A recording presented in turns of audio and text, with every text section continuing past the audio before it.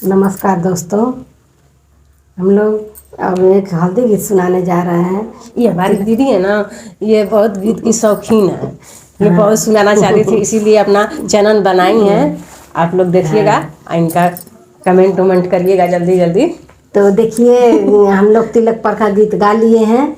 अब इस समय हल्दी गीत गाने जा रहे हैं। अभी विवाह पर का गीत तो बहुत सारा बाकी है, अभी आप लोग को सुनाएंगे।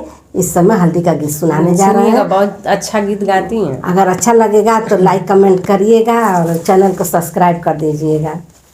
थोड़ा हम भी गा रहे हैं, लेकर सिखा रही हैं हमको भी। ये भी साथ में हमारी भाभी जी हैं। करेंगे, गाओ गाओ तो हम लोग बैठ गए हैं कि साथ में थोड़ा गा लें। हमरे कावन पापाय फैशनदार जी कार चढ़ी खोजला हरदिया का गाठ जी कार चढ़ी खोजला हरदिया का गाठ जी कार चढ़ी खोजला। हमरे कावन मम्मी बड़ा फैशनदार जी रगड़ी रगड़ी पीसे हरदिया का गाठ जी रगड़ी रगड़ी पीसे हरदिया का गाठ जी रगड़ी रगड़ी पीसे हरदिया का गाठ जी। हमारे कामन भैया ससुर कुवार जी सहई ना जानेला हरदिया का झाक जी सहई ना जानेला हरदिया का झाक जी सहई ना जानेला। हमरे कावन चाचाया फैशनदार जी कार चढ़ी खोजला हरदिया का गाठ जी कार चढ़ी खोजला हरदिया का गाठ जी कार चढ़ी खोजला।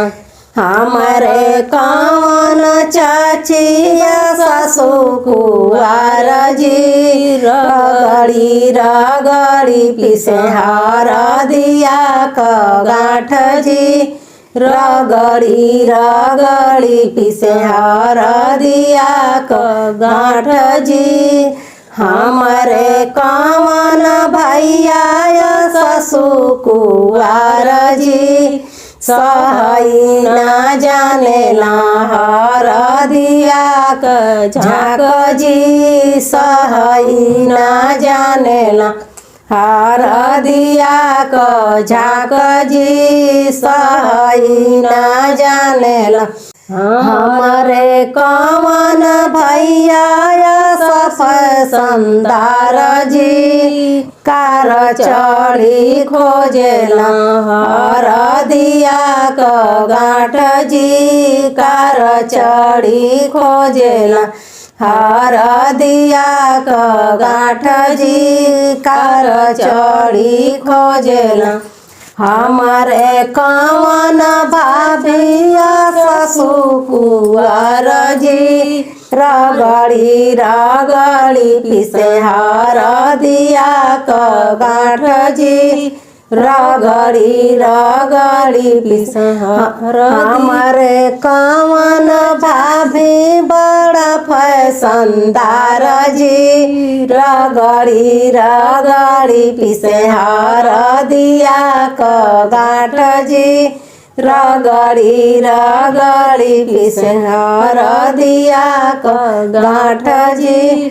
हमारे कावन भैया ससुर कुवार जी सहई ना जानेला हरदिया के झाक जी सहई ना जानेला हरदिया का झाक जी सहई ना जानेला हमारे कावन जी जाय सफै संदार जी कार चढ़ी खोजेला हरदिया के गांठ जी कार चढ़ी खोजेला हरदिया के गांठ जी कार चढ़ी खोजेला हमारे कवन दीदिया सफै संदार जी रगड़ी रगड़ी पिसे हरदिया